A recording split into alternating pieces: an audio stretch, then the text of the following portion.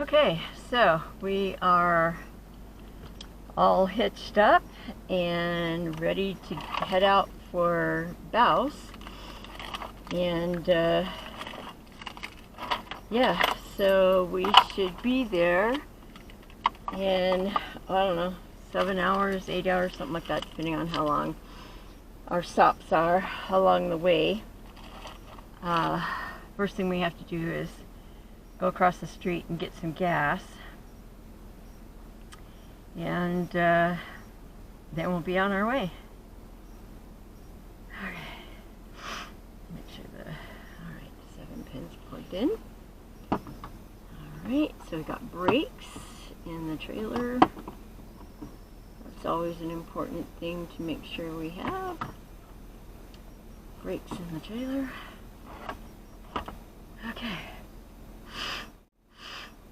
Alright, so we're ready to go. We're going to go get gas and then we'll be on our way. We'll be on our way. So, stay woo-woo. Well, we just passed a sign that Rockhound State Park, something else, and Pancho Villa. And when I was doing group counseling, we would always have new people in for groups and stuff, and so I always did icebreakers every group. And one of my icebreakers that I did was, if you could spend the day with anybody, who would you spend the day with, alive or dead? And a lot of people would pick their grandparents, or somebody, Madame Curie or Einstein or something like that. And so when it came around to me, Pancho Villa is who I wanted to spend the day with. I wanted to ride in the desert like an outlaw, shooting guns and, whooping at the top of my voice and all of that stuff. And so, really, Pancho Villa was the person that, alive or dead, that I would love to spend the day with if I had 24 hours to spend with somebody.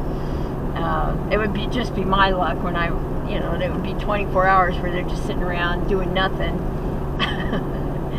Sitting around drinking tequila or whatever it is that they did when they weren't, being banditos and, running wild and stuff. So it's kind of interesting to see the signs as they go along here and the places and stuff of things that I learned when I was a kid. Like Pecos Bill, and because I heard about him growing up, because I had a grandma who was born in Texas, and my mom was born in Texas, and so I grew up with stories of Pecos Bill, and then in the history classes and all that kind of stuff, especially since I took a lot of my history in Southern California, we learned a lot about the Mexican-American War. We learned a lot about the Alamo. We learned a lot about that stuff. And so we learned a lot about famous Mexican outlaws as the settlers called them, when in actuality they were rebels, that were objecting to their country being taken over, to their land being taken over. And so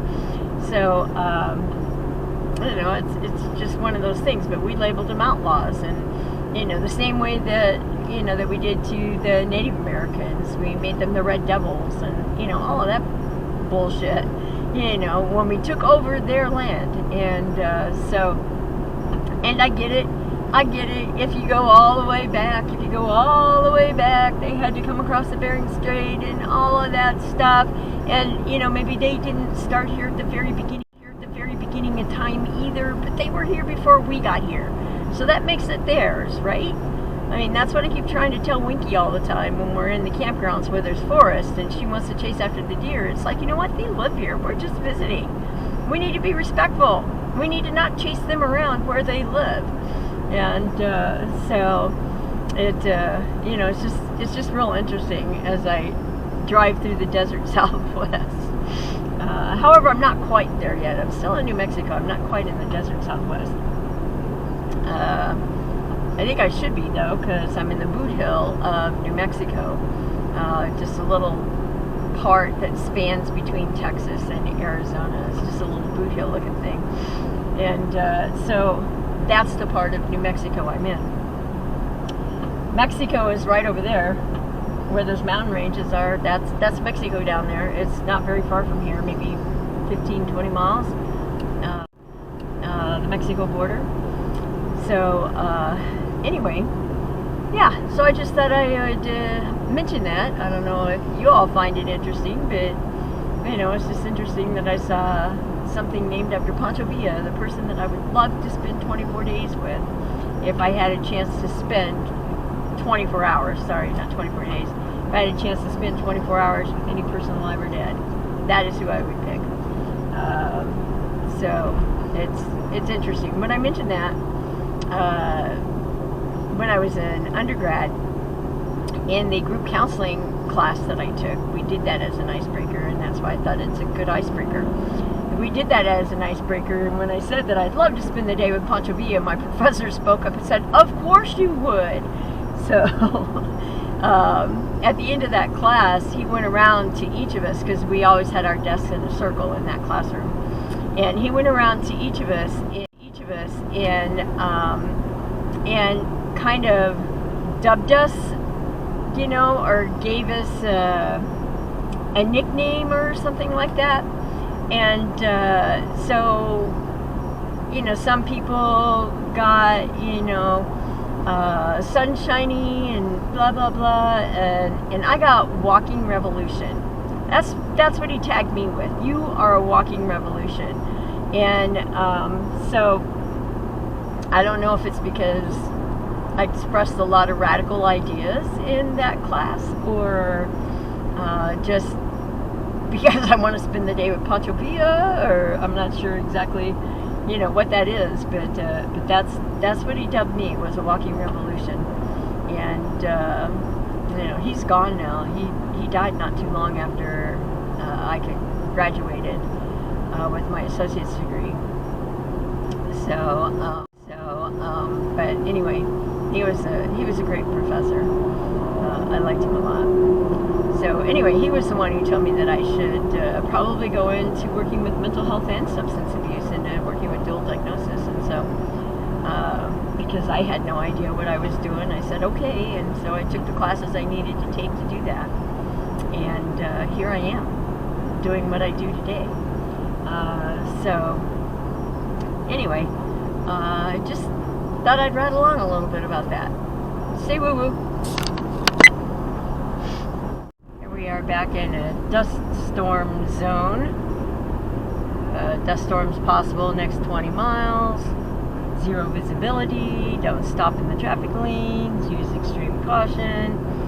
And I know my sister has talked about when she's been in Bouse that they've had the occasional dust storm come through, where you just had to hunker down inside and then dust everything off after it went through. So it makes sense to me that would be happening here also, because it's pretty flat. It's pretty flat for the most part. I mean, I'm able to drive the speed limit without exceeding 2,000 RPMs, and the speed limit is 75, so it's pretty flat here. So, and we're about to pass somebody, which we don't normally do on the highway, but we're about to.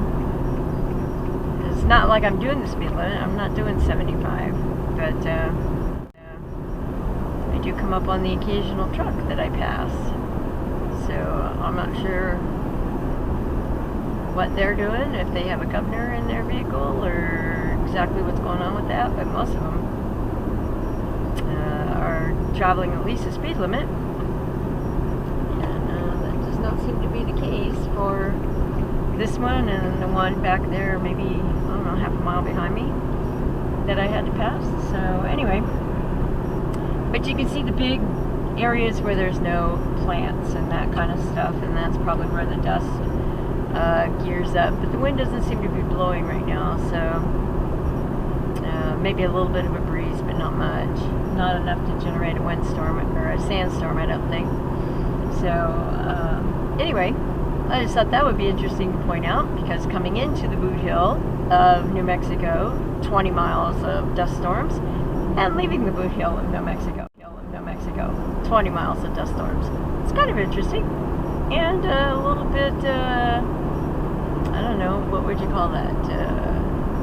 Geometrical? Balanced? I don't know what you would call that. Anyway, so just thought that might be interesting to point out. Stay woohoo!